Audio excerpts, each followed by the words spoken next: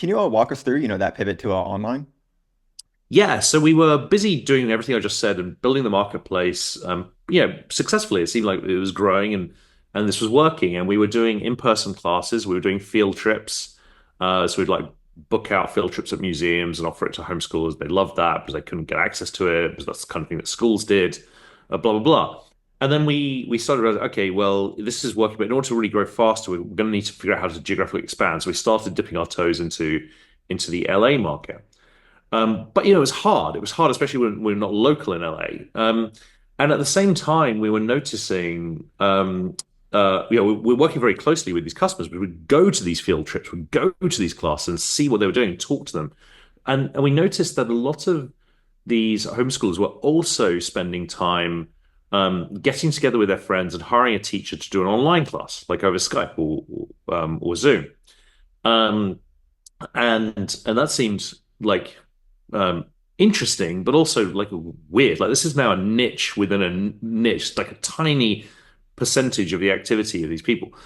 But it seemed interesting because the video technology was only being used in this way, which seemed really unusual to us. Everyone knew about like FaceTime with grandparents or using videos in a work setting like this. It was like, oh, that's interesting. This is like technology that's being applied in an interesting way. So we thought there was something interesting there, even though it was a niche within a niche. We said, okay, well, let's try offering some classes on Zoom.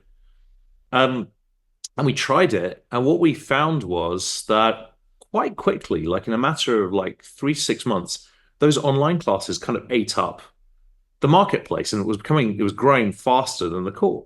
And we started to realize that these classes had enormous benefits for customers on both sides of the marketplace, as well as business benefits, because from a business perspective, they released a constraint of growth. Like, how do you get concentration? Because these are live classes, you've got a group class. So super hard logistical problem. You've got to get a group together at exactly the right time and exactly the right location around exactly the interest. That's a really hard matching problem. And by putting them live online, you release the constraint. So that it makes sense that it could grow faster. And we also started to realize that, we've been skeptical at first about online learning being good enough, but this live online learning was different and substantially from like MOOCs or content. The problem with MOOCs and content, as we were seeing from companies like Udemy and others at the time, was that they're very not engaging. People would start them, but like very few would finish. Whereas these live classes, like 80% completion rate.